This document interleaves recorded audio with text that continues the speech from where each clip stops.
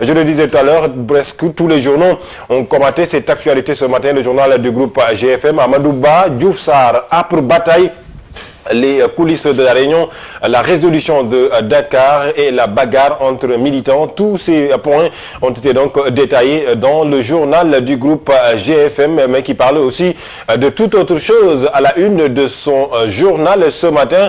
Report du démarrage de la reproduction du champ du champ de Sangoma en 2024. Il s'agit cette fois-ci de parler de l'énergie baril, de piège sur le budget.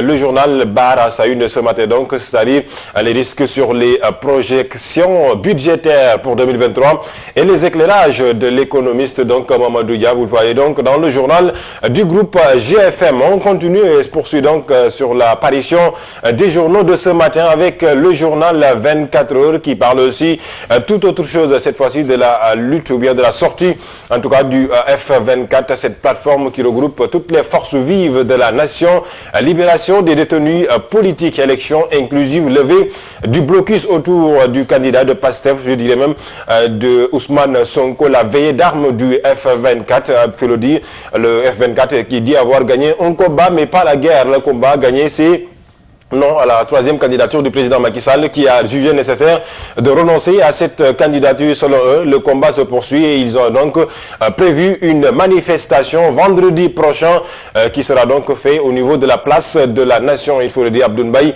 demande à l'État du Sénégal, au gouvernement en tout cas, de pouvoir accepter cette mobilisation purement et donc simplement démocratique, il faut le dire. Donc le F24 compte faire une mobilisation ce 24, donc je dirais même ce vendredi prochain. Bougane Gueye Dany de Gëm Sa Bopp. Le combat pour les libertés doit être poursuivi avec plus de témérité et de détermination. Vous voyez donc, c'est pas mes propos, c'est les propos du leader de Gëm Sa Bopp, Bougane Gueye Dany, aussi donc membre de cette plateforme du F24. Et nous allons poursuivre donc et finir justement donc avec le journal Le Quotidien qui parle aujourd'hui encore une fois de cette guerre d'opposition, rancœur ou au cœur de la paire, l'Alliance pour la République, Birame Touré. Je pense qu'on peut justement donc parler de ça. C'est une rancœur au cours de la paire. Oui, on pouvait s'y attendre. Et c'est quelque chose qu'on avait annoncé depuis déjà quelque temps. Ce ne serait pas facile. Ce n'est même pas facile aujourd'hui de pouvoir trouver un candidat qui fera l'unanimité. Il y aura peut-être consensus autour d'un candidat.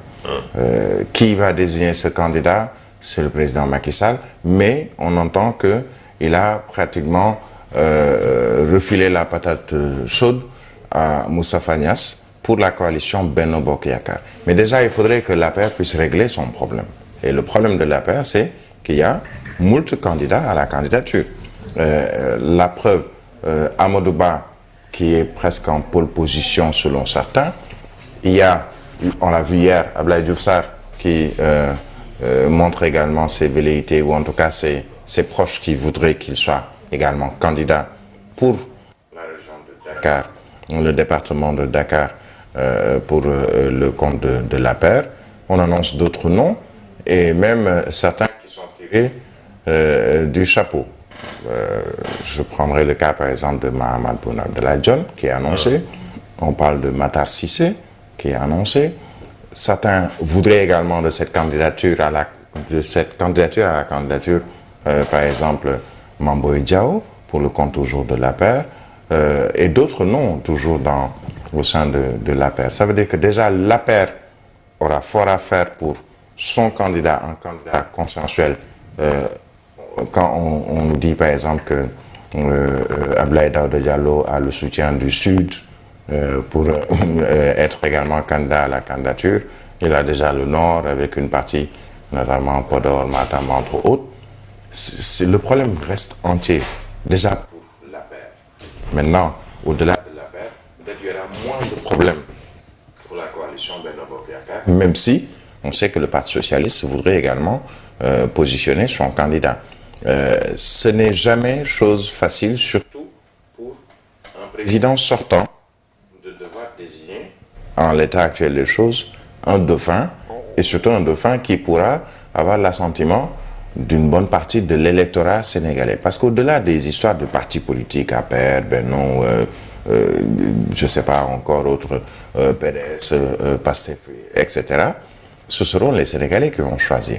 Et le choix peut être fait sur un nom politique, puisqu'on annonce également d'autres qui sont, peut-être pas de l'APR ou de Benno, qui sont également annoncés comme candidats à la candidature et qui sont peut-être moins politiques ou moins en vue au plan politique et qui ont quand même quelque chose peut-être à faire valoir au plan national. Ce qui s'est passé hier, par exemple, à l'APR, pour moi, ce n'est que le début. Au siège de l'APR, ce n'est que le début. Pratiquement, il y a eu ces saccages, il y a eu des bombes lacrymogènes ou pompes asphyxiantes, qu'il y ait eu d'autres velléités et même des huées. Malgré la présence des responsables de l'APR. Il y avait tous les responsables de l'APR, ou en tout cas les plus en vue. Parce que quand on dit responsable de l'APR, il y avait Amadou Ba, il y avait d'autres du parti, il y avait Abdoulaye Daouda Diallo. C'était quoi à l'origine de cette rencontre? Montrer que nous sommes tous membres de l'APR, mais tous fidèles aux idéaux, aux principes et au choix qui sera fait par le président Macky Sall. Mais ce qu'on a vu, c'est qu'il y a quelquefois par partisans interposés et quelquefois même par presse interposée, des bagarres entre les candidats à la candidature. Ça peut être des duels à fleuret moucheté, comme on dit. Ça peut être également des duels épiques. Mais surtout, on a vu hier un saccage ou le saccage du siège de l'APR, même pas du siège, mais en tout cas, puisqu'il y a eu des chaises qui ont volé, des mots qui ont également volé bas, des propos aigres ou doux. Tout ceci n'est que le début de la fin, comme on dit. Le début de la fin, c'est-à-dire qu'aujourd'hui, pour l'APR, il s'agit de survivre à cette situation ou tout simplement de périr. Est-ce qu'il n'est pas temps de revoir la structuration du parti, peut-être pour éviter certains problèmes? Oui, alors je le disais je pense il y a quelques semaines, le problème de tous nos partis politiques au Sénégal, c'est cette structuration. Alors, ce que j'entends par structuration, c'est quoi?